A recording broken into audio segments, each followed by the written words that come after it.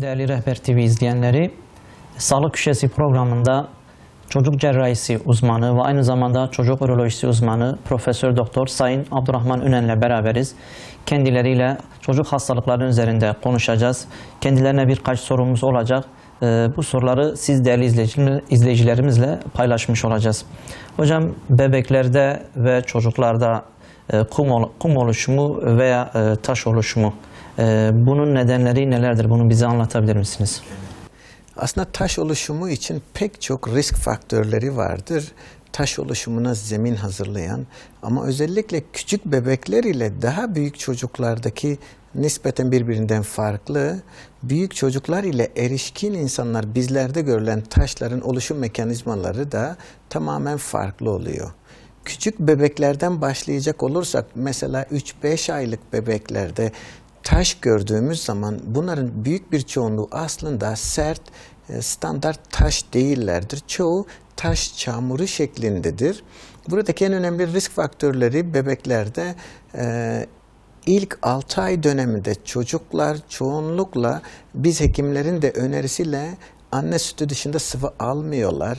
Eğer Güneydoğu bölgemiz gibi sıcak bölgelerde, hele de bahar ve yazın doğmuş bebeklerde sıcak ortamda yeterince sıvı alamadığı için taş çamurları gelişebiliyor. Bunun dışında yine bölgemizde ve belki ülkemizde çok yaygındır. Bebeklerde kemik gelişimi için çok yoğun bir şekilde D vitamini verilmekte. D vitaminleri bebeklerde yine taş oluşumuna belirgin zemin hazırlıyor. İhtiyaç olmadıkça vermemek gerekiyor. Bunun dışında genetik olabiliyor. Anne baba tarafının kendisinde veya ailelerinde taş varsa taş oluşabiliyor. Bu anne karnında da olabiliyor mu? Yani bebek daha anne karnındayken de kum oluşumu veya taş oluşumu olabilir mi? Çok nadir olarak kitabi olarak tariflenmiş ama çoğunlukla doğumdan sonra anne karnındayken bir idrar yolu anomalisi varsa doğum sonrası dönemde idrar yolu anomalisine bağlı olarak idrar stazı olunca idrar tam akamayınca biriken idrarın içinde taş tortuları birikerek taş oluşabiliyor. Dolayısıyla anne karnında değil ama doğumsal olan bazı idrar yolu anomalileri de taş oluşumuna, bebeklerde taş oluşumuna zemin hazırlayabiliyor. Daha büyük çocuklarda çocuğun beslenmesinin yanında eğer vücuda herhangi bir yabancı madde yerleştiriliyorsa pek çok hastalarımızda idrar yollarına bir takım sondalar yerleştirmek zorunda kalıyoruz.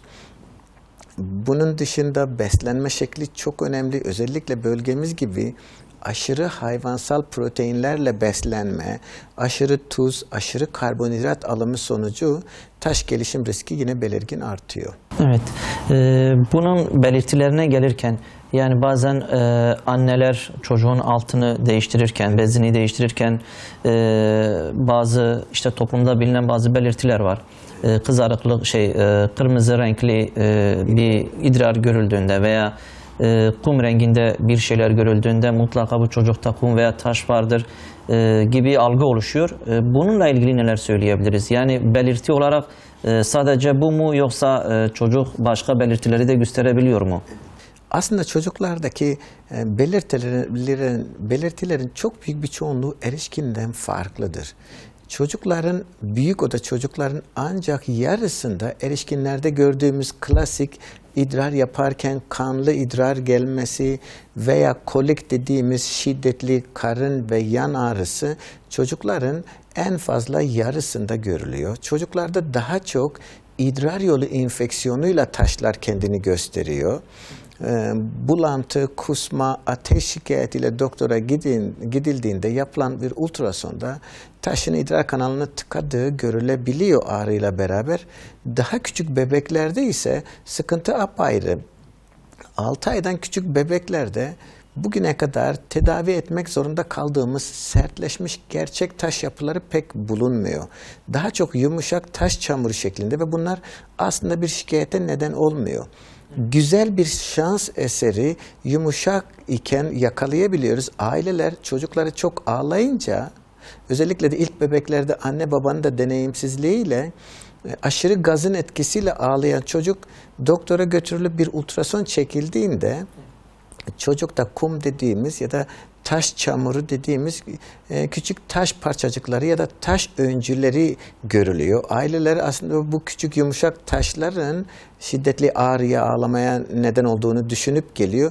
Bize gelmiş olmaları çok önemli. Henüz sertleşmeden, çocuğa zarar vermeden yakalayıp ameliyatsız tedavi etmiş oluyoruz. Yani ben de tedavi kısmını da soracaktım. Evet. Yani bu aşamadan sonra neler yapılıyor?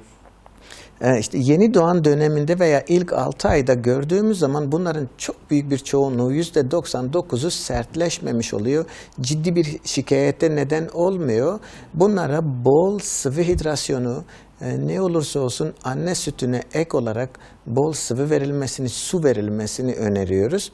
Bol su içtiği zaman, böbrekler yeterince idrar ürettiği zaman bu taş çamurları henüz yumuşak olduğu için camcı macunu şeklinde aşırı idrar yapımıyla beraber böbreklerden idrar kanallarına ve yumuşak olduğu için de idrar kanalının içinden rahatlıkla atılabiliyorlar.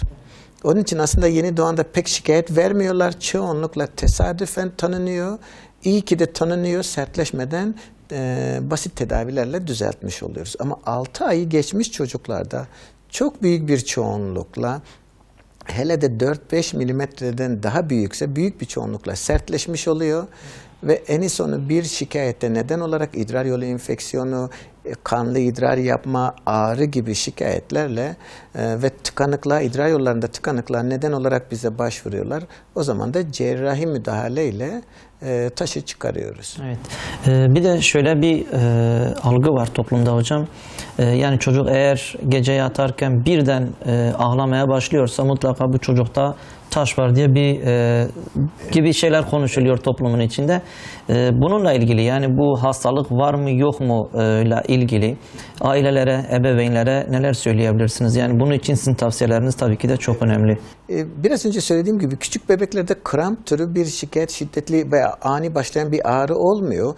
Daha büyük çocuklarda idrar kanalını, böbreğin çıkışını, böbrek haznesinin idrar kanalıyla birleşim yerini ya da idrar kanallarının alt kısmını sıkıştıran, kapatan, tıkanıklığa neden olan taş olduğu zaman şiddetli ağrı oluyor.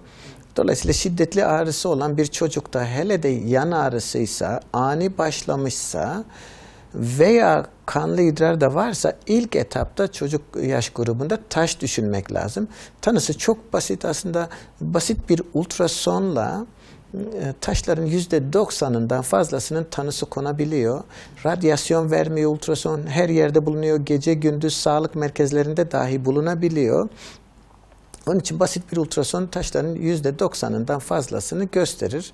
Eğer şüphe devam ediyorsa başka tahlillerle, başka filmlerle de taşın varlığını gösterebiliyoruz. Evet, teşekkür ediyoruz hocam. Ağzınıza sağlık. Ben teşekkür ederim.